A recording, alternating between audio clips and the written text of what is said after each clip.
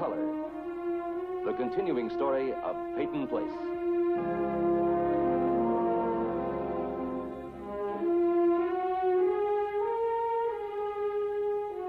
Starring Dorothy Malone as Constance Mackenzie, Ed Nelson as Michael Rossi, Ryan O'Neill as Rodney Harrington, Barbara Parkins as Betty Anderson, Tim O'Connor as Elliot Carson, Christopher Connolly as Norman Harrington, Patricia Morrow as Rita Harrington, James Douglas as Stephen Cord.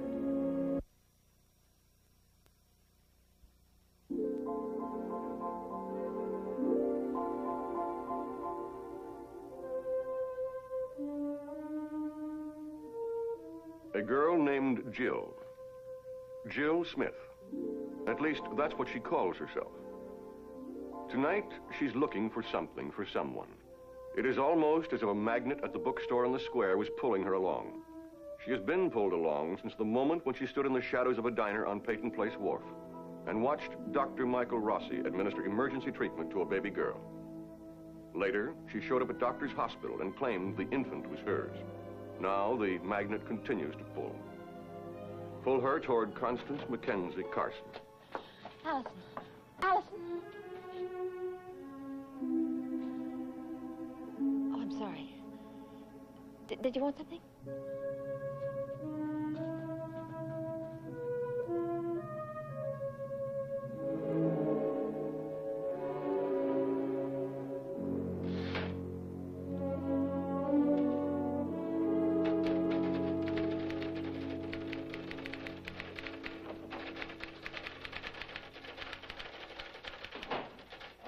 Connie, hey, listen to this, will you?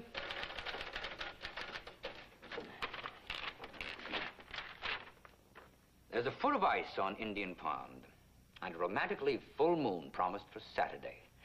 Now, if your editor can persuade his wife to forget last year's bruises. Connie?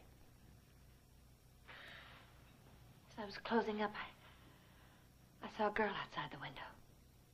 It was dark. I couldn't see very clearly, but there was something about her. She saw me looking at her, and she turned away. I ran after her and called to her. She turned around.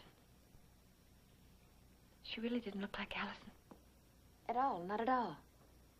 I guess it was just some trick of the lights or the way she held her head. You know how Allison was always shy of strangers. Oh, where is she, Elliot? Oh, darling, don't. If I just knew she was dead, maybe I could make myself accept it. You just have to accept not knowing. I can't stand not knowing any longer.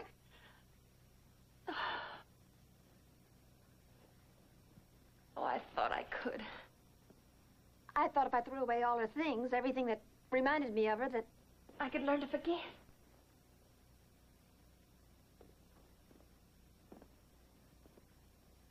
You never did stop hoping, did you? Not for one day. I just stopped talking about her. Oh, I know, darling. I know. Oh, Elliot, there was something about this girl. So strange. She was looking at me through the window. It's so odd, as if she wanted to say something to me. And then didn't. Just a young girl. It's window gazing, that's all. Don't make anything more out of it than that.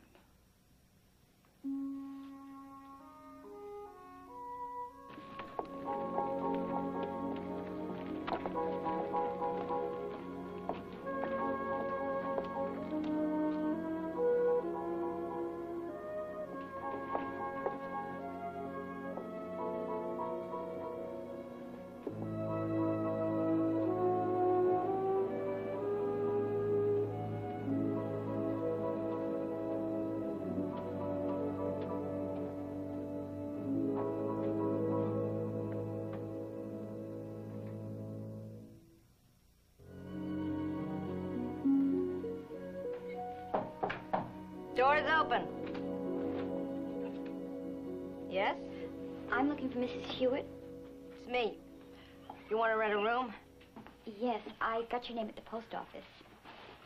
It's $15 a week, paid in advance. Is this available? Not very fancy, but for the money. Does it have kitchen privileges? I have a baby. You never did give me your name. I'm Jill Smith. See, most of my boarders are on the elderly side. Mrs. Smith? Miss. Miss. Yes. As I was saying, Miss Smith, I have mostly older people, and a crying baby just won't do. All babies cry. It wouldn't be appropriate. Appropriate. Older people are set in their ways, who and what they want to be around. Now, I'm not speaking for myself, you understand? I understand perfectly. Well, can you think of a place where they take an unwed mother and a baby who's going to cry a lot? She's been sick.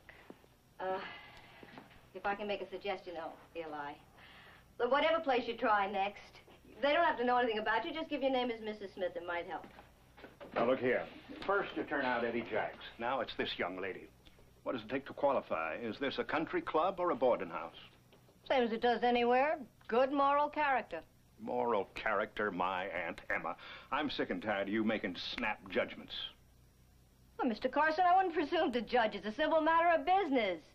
If I let in the wrong person, I'm going to lose my steady boarders.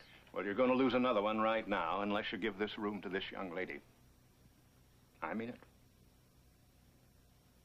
Very well. That'll be $30. But you said... 30. A week and a week in advance. 15. But, Mr. Carson... You wouldn't want to take advantage now, would you?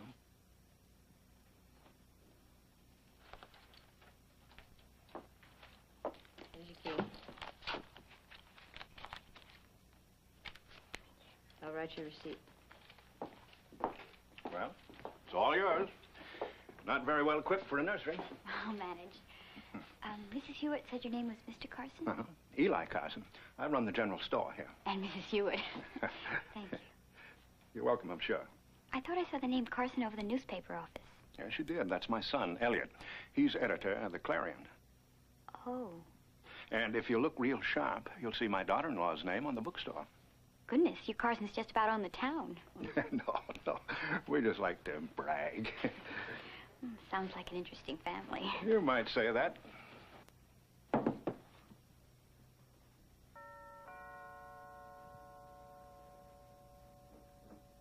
I'd like to see Mr. Peyton, please. I'm sorry, Mr. Peyton isn't in. Well, I just want to talk to him. May I please see him? Mr. Peyton is out of town, indefinitely. Look, I was Lee Weber's wife, and I would like very much to talk to him. Mary, I'll see Mrs. Weber.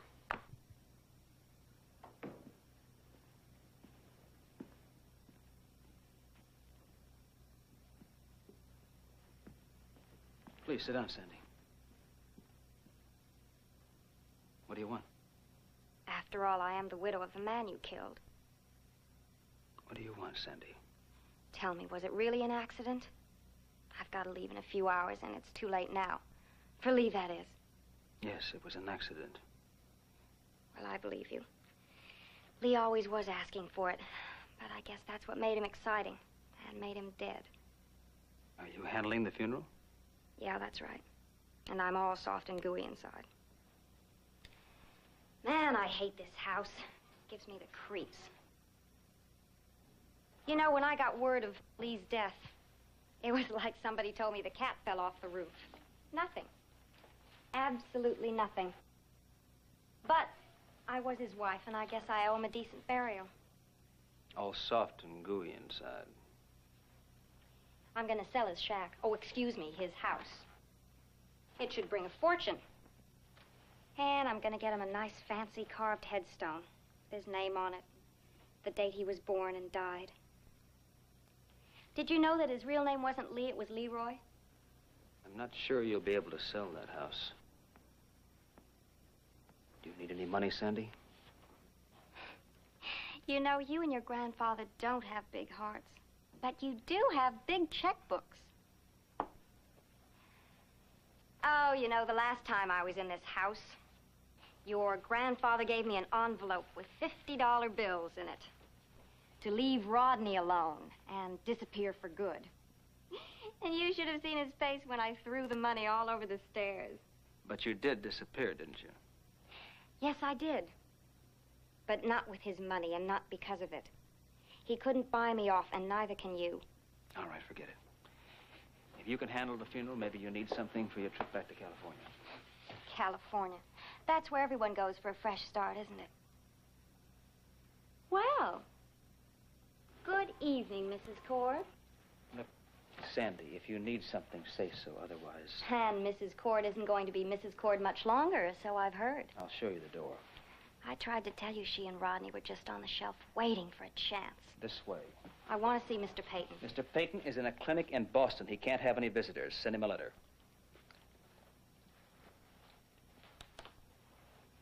It's broken. The hands are stopped at the exact time Lee died. To Martin, on the occasion of his 21st birthday, April 12th, 1910. Love, Father. Oh, that's my grandfather's watch. Yes, Mr. Peyton's watch, given to him by his father. Let me see it. Where'd you get it? The cops gave it to me. It was part of Lee's effects, and I want to give it back. Why? Well, at first I thought Lee stole it. The cops thought so, too, so they asked Mr. Peyton. But he said no, he had given it to Lee.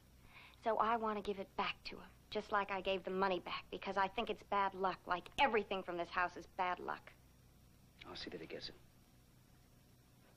It's kind of funny, isn't it? Your grandfather gives an old, valuable family keepsake like this to Lee, and not to one of his grandsons. Mr. Peyton was very upset. I'm sure he didn't realize what he was saying to the police. Yeah, Rodney steals your wife. Your grandfather treats a chauffeur like a long-lost son instead of you. I would say you're very down on your luck. Give me the watch, Sandy. Sure.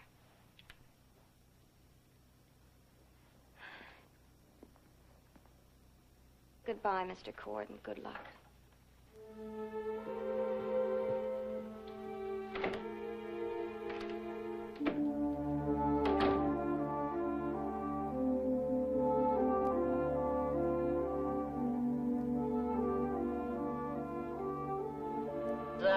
Ladies and gentlemen, the filly Rita's Pride has responded to the whip and to the catcalls and to the electric jolt from the batteries in the jockey's pocket, and has moved up from uncontested last place to win by a nose.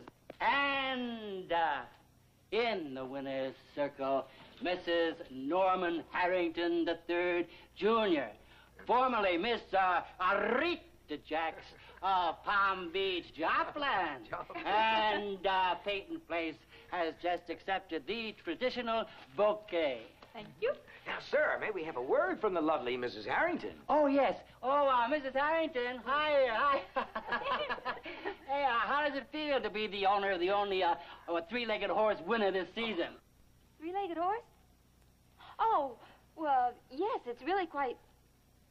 Oh, well, to tell you the truth, when we, my husband Norman and I started breeding three-legged horses, well, we couldn't make up our minds if we wanted two legs in front and one in back, or one leg in front and two in back. Yes, I understand, Miss Harrington, but what I was really interested in... No. Or two on one side and one on the other side, or two on that other side and one on the other side. Dad, three-legged horse, you're wonderful. Should I come back later? Norman, come here. Dad's just gone through the funniest thing about this horse racing game. No, that's okay. I'll wait out in the corner. Norman? Hey, it's getting late. I better get out of here, you know, and give your husband some time with you before they start throwing the visitors out. No, wait a minute, Dad. No, really. I gotta go. I thought you'd be alone. What difference does it make if Dad is here? Stop acting like he's contagious or something. Hey, forget it, Angel. Forget it. I'll see you tomorrow. And, tomorrow. Not too long. I'm sorry, Dad. I'll see you, Princess. Eddie, I just want to let you know you're doing her a world of good in there. Thanks.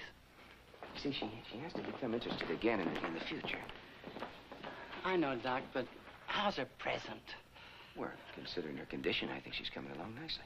But she could get worse all of a sudden. Well, I tell you what I'm going to do. I'm going to keep on talking about tomorrow until finally she's past all of the todays. Yep. That's what I'm going to do. Calling Dr. Sullivan. Calling Dr. Sullivan.